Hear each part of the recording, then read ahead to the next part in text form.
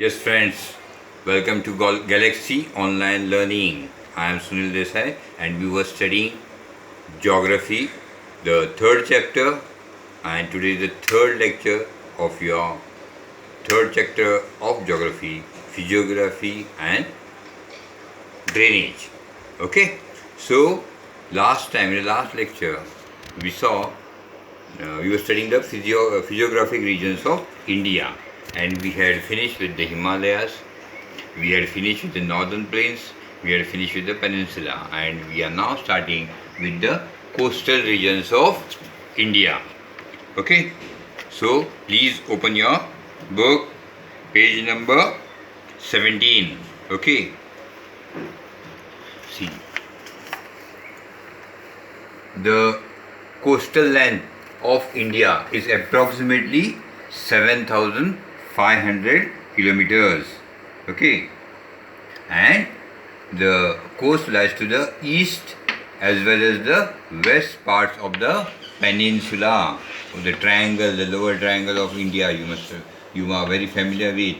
So the east side and the west side of the peninsula. Okay, and when you study this, you will find that the western side, the western coastline of India is quite different from the eastern coastline. Okay, so that's what we are going to, the western coastline and the eastern coastline, how they differ, that's what we are going to study.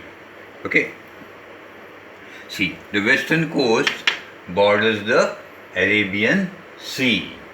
Okay, and it is by and large rocky. It's a rocky coast. Okay, mostly you find rocks on the coast. At places, spurs taking off from the Western Ghats have extended right up to the coast. Okay, see, the western coastal region is rocky and comparatively narrow. And here, spur means what? Suppose, see, if this is, I'll just show you.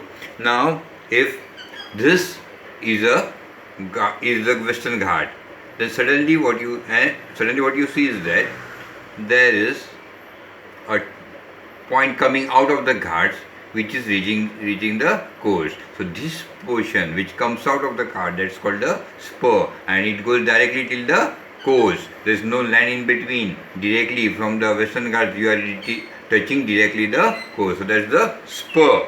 Okay.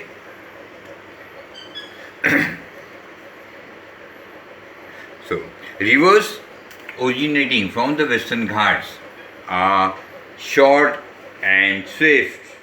Okay, so now once again, see, if this is the Western Ghats, the width of the Western Ghats is less. Second thing is that the Western Ghats, the rivers flow, they are very short and swift because the Western Ghats and the coastal region, and where they reach the coast is very narrow. Since the coast is very narrow, the rivers which emerge from the Western Ghats, they flow with a force. They are swift, they are short.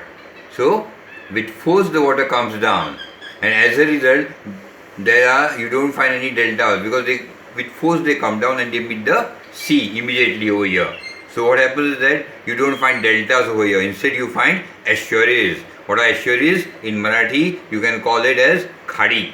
Okay, so directly the rivers meet the sea. There is no deposition at the banks. Okay, so that is called the estuary. So you find estuaries and not deltas. Okay, whereas when you go to the eastern coast, okay, the eastern coast borders the Bay of Bengal. Okay, and the eastern coast has formed by the deposition of the rivers. Okay, here the slope, it's just the opposite way of what we saw in the Western Ghats. In the Eastern Ghats, what you see in the eastern coastal region, what you see is that there is a slope, and the rivers flow slowly. The velocity of the river is less. So whatever sediments they carry, while they go and reach the Bay of Bengal, they start depositing the sediments on their way. As a reason, what happens is that by the time they reach the Bay of Bengal, a delta is formed because there is a lot of deposition of the sediments.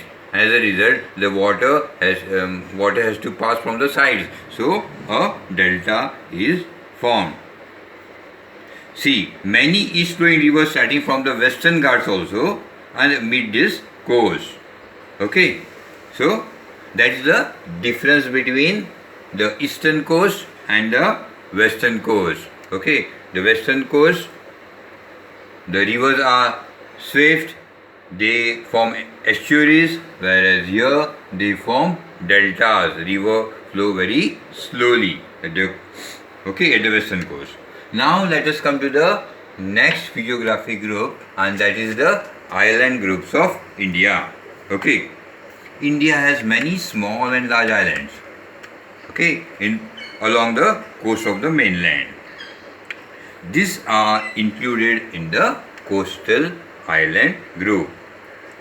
Besides this, India has two large group of islands, one in the Arabian Sea and the other in the Bay of Bengal. The island group in the Arabian Sea is called the Lecture-3 island group. Okay, these are the Lecture-3 island groups. These are atoll islands. They are small in extent, they are short in height, and they are mainly found by the coral reefs. Okay, that is the difference. The atoll islands are smaller in extent, shorter in height. Okay, so the Lecture-3 islands, you find them this way. Okay, these are situated in the Arabian Sea. Whereas islands in the Andaman group, the islands in the Andaman group, these are mostly volcanic islands. That means they are formed because of the volcanoes. Okay, today also there is one active volcano over there, and that's the Barren Island. Barren Island is the only active volcano in India. This is in Andaman. Okay, and since they are volcanic eruptions, they are formed due to volcanic eruptions, they are comparatively larger in extent and have hilly regions. Okay, now next to the Andaman group of islands, you have the Nicobar group of islands, and the Nicobar group of islands are again like the Lakshadweep. They are atoll islands. They are small and atoll islands. Okay, so that is what we saw in the physiographic group of India. So the 5 physiographic groups of India were the Himalayas, the North Indian plains, the peninsula, the coastal plains, and the island groups. In the next lecture, we are going to study about the physiographic groups of Brazil.